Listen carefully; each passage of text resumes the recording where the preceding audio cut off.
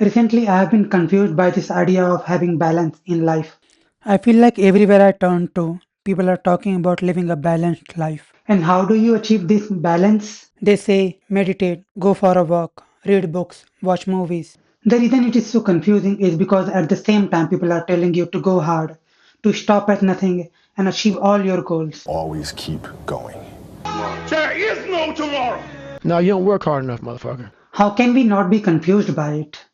When people are telling you to work hard, but not too hard, train, but take it easy, study, but don't be obsessed.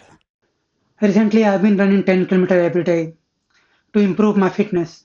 And when I told people, they told me to take it easy, to not go too hard. And rather than arguing with them, I would just agree and listen.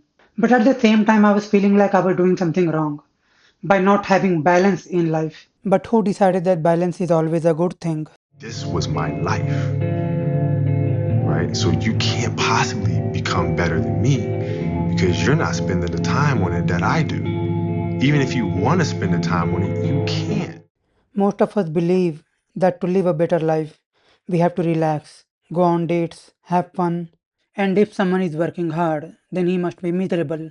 Michael Jordan, who was one of the best basketball player, he used to work harder than all of his teammates, always wanting to win. That's how I played the game. That was my mentality. If you don't want to play that way, don't play that way.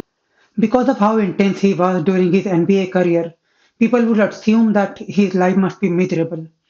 But I wish I can take a magic pill, put on shorts, and go out and play the game of basketball today. It's what I live for, and I miss it. I miss that aspect of playing the game of basketball. For him, it was the best period of his life. when you are doing something you truly want to do, working more doesn't make you feel miserable. It makes you feel alive. Working feels like enjoyment, running feels like therapy, and being in the gym feels like, well, I will let Arnold explain that.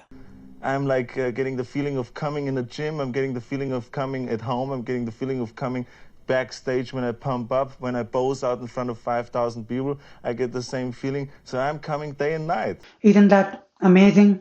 You would never have heard about Michael Jordan, Kobe Bryant, Arnold, Mike Tyson, or anyone who achieved anything if they had lived a balanced life. So now the question is, if working hard and being upset is so amazing, then why are people against it? When does it become a problem? You have to make sacrifices. Your heroes aren't gods, they're just regular people who got good at one thing by sacrificing literally everything else. And what do you sacrifice?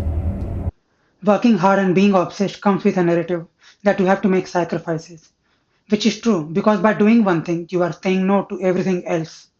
You are saying no to watching a movie or playing video games to study, and that's okay. But there is a limit to how much you should sacrifice. Imagine this, you have a bodybuilding competition in 2 months, and your mother calls you and said, your father is dead. What will you say? She says, "Do you come home to the funeral?" I said, "No. It's too late. He's dead. There's nothing to be done." Imagine that you have just started a company and had a daughter. You are finding it hard to balance work and home. What will you do? So he ended his relationship with Chris Arm and left. Your daughter asks you to spend time with her. What will you say? Those who are part of my family, I give them everything they need so they can leave me the fuck alone. The problem is not with having an obsession and making sacrifices for it, but the question is, what are you sacrificing and how much? You don't want to take your obsession to a point where after a few years you realize that you have no connection with your family, you have health issues, and your mental health is fucked up. And that is why people are pushing the idea of living a balanced life, not because they don't want you to work hard, but because the cost of sacrificing something you don't want to sacrifice is too much. You don't want to look back and regret. So the conclusion is that when you are really driven, you don't have to stop yourself. You don't have to take it easy. Go on walks, read books, watch movies, or do anything.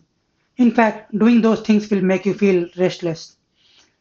If you want to do something, if you really want to do something, do it. But be careful. Sometimes we neglect people we don't want to neglect. We neglect relationship, we neglect activities that we really want to do. Sometimes we neglect our personal health and mental health. And while you are really driven, you will not realize it. But at one point, the cost will sink in. Sometimes our life is going hard, and we use work as a scapegoat. We think by working too much, we will earn money and everyone will be happy. But that might not be true. Your work has to improve your relationship, not ruin it. Your relationship has to improve your work, not ruin it. Both complements each other. Work should be a way to make you feel alive, not your escape from life.